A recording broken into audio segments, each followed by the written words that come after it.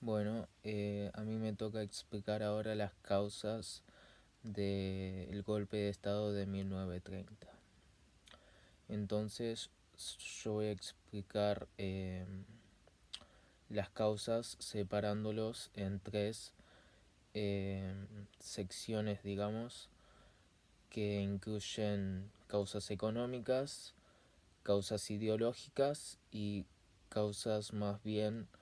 en cuanto a la salud del presidente que estaba en ese momento al mando. Entonces, primero las causas económicas. Eh, yo debo decir que me parecieron que fueron causas que tenían estrecha relación entre sí, más bien eran como que consecuentes, se podría decir,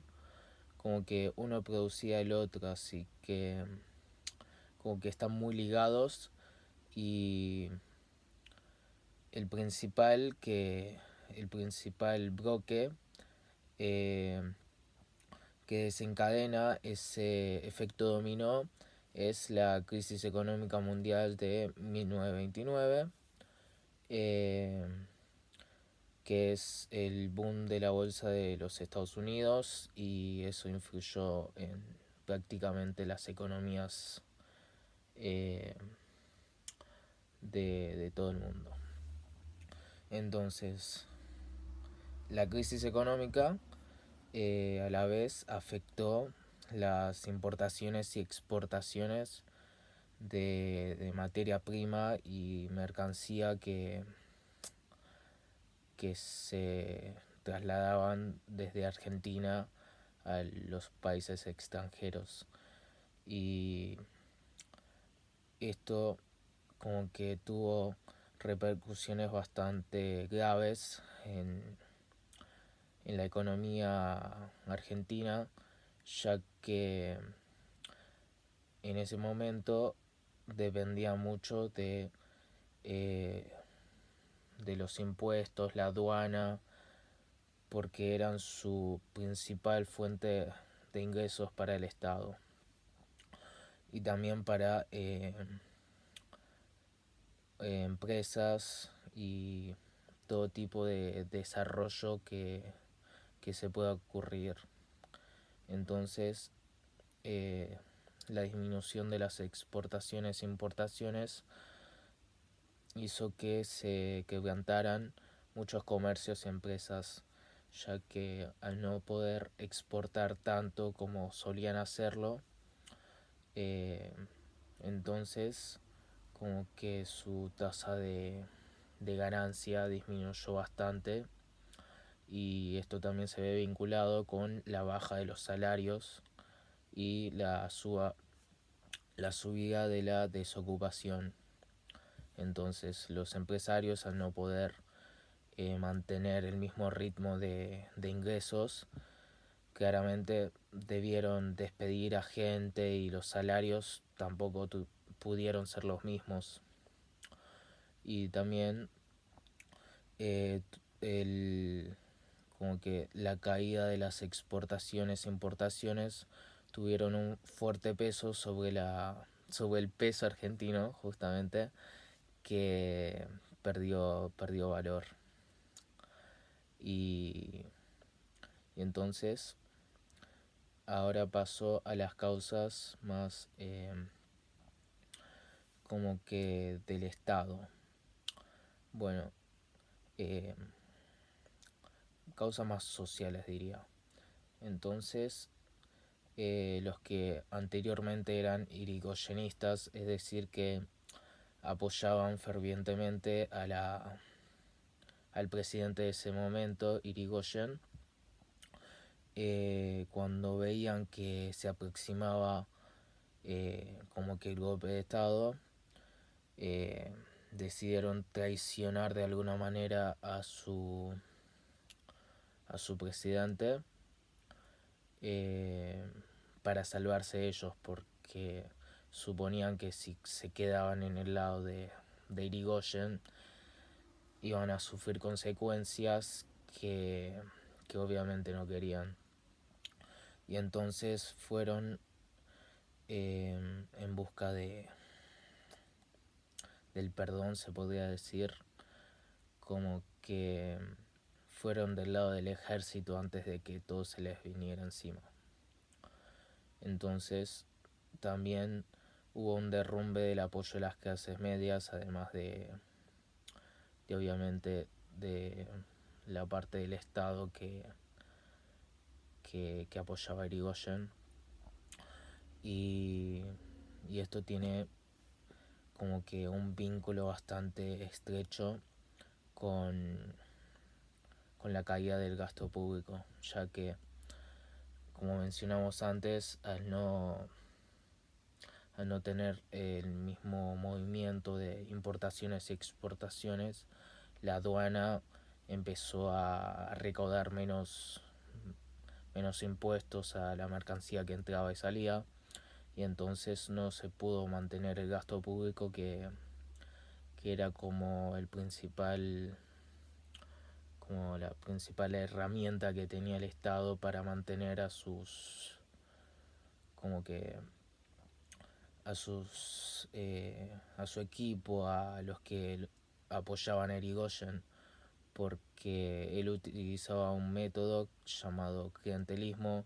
en el que se basa en dar puestos, en dar cargos públicos, y además seguramente retribuciones monetarias eh, para esos puestos. Entonces, como que les daban un incentivo para que lo apoyaran, digamos. Y, bueno, también otra causa es el atraso de los pagos de los sueldos, como decíamos antes, que los empresarios al no poder mantener la misma ganancia que solían tener, tuvieron que postergar los pagos de los impuestos, de los sueldos, perdón, y esto como que produjo descontento en todas las clases. Y además del descontento de todas las clases, estaba entre ellas el militar, que desde un principio ya estaba en contra. O sea, al principio apoyaban a Irigoyen, pero pronto se dieron cuenta de que los utilizaban para, ¿cómo es eso? Para desinflar como que la tensión social, como que los usaba como medio para callar los movimientos, las huelgas y toda manifestación social. Y se dieron cuenta de ello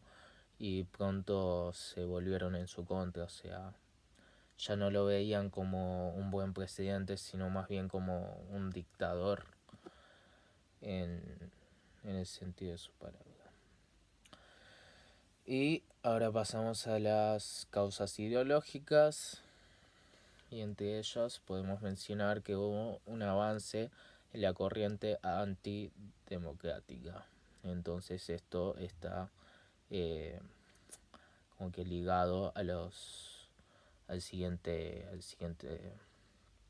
punto, que es: se duda de los beneficios del voto universal. Entonces, lo que pasa acá es que en otros estados, en otros países, principalmente en Europa, empezaron a constituirse, se podría decir, estados oligárquicos, estados fascistas, con Mussolini, con Hitler, que apoyaban su poder en la milicia más que en el apoyo de la población en el que gobernaban. Entonces, en Argentina también se crea esa necesidad de formar un gobierno fuerte para garantizar el orden. Entonces lo que se proponían era crear un estado en el que no se rige por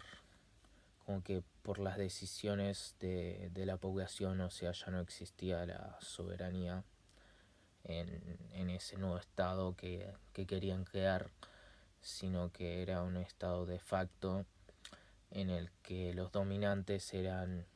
un grupo cerrado de personas que tenían todo el control y no se repartía, como dice la Constitución, en los tres poderes. Y entonces lo que lo que se dice es que ellos tendrían todo el control y todo el poder con el fin de garantizar el orden y que no haya manifestaciones y todo, todo evento que cause disturbios sociales. También avanzó por el lado ideológico el discurso nacionalista, que fue más adelante muy utilizado por Perón en varios de sus discursos, pero ahora entonces digo que hay un movimiento bastante, como que surge un movimiento, una corriente nacionalista que, que perturba como que la ideología que tenían en ese momento. Entonces el siguiente punto dice: idea de instaurar el ejército como medio para superar la crisis. Entonces, como dijimos antes, el ejército sería como la nueva forma, el nuevo medio por el que podrían garantizar la seguridad, el control y el orden que deseaban. Y el último punto dice: idea de regenerar los valores perdidos por la demagogia imperante, democracia. Y esto tiene que ver con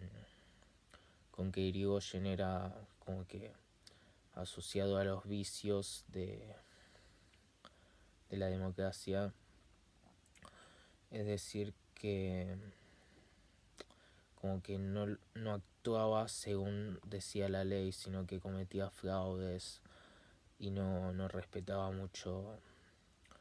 lo que lo que decía la Constitución, y eso está relacionado con el Congreso, o sea, no respetaba ni siquiera la institución que tenía como que el control sobre sus decisiones, eh, sobre sus proyectos. Entonces, otro punto, otra causa que se podría mencionar es que el Congreso había dejado de funcionar como cuerpo operativo,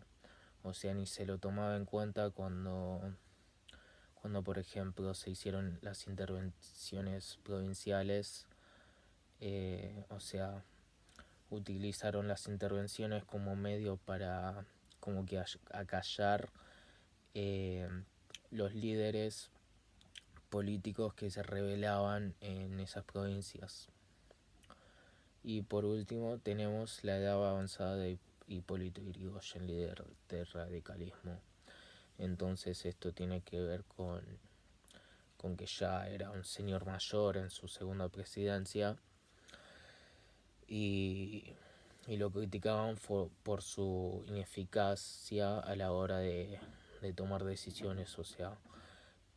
eh, ahora creían que su toma de decisiones como que tardaba en como llegar a alguna solución, en especial con la crisis económica mundial, en el que no pudo controlar la situación y, bueno, eso es lo que se le critica al mismo presidente. Y entonces estas fueron las causas del golpe de estado de 1930. Y después pasarán las consecuencias que van a explicar consecuentemente.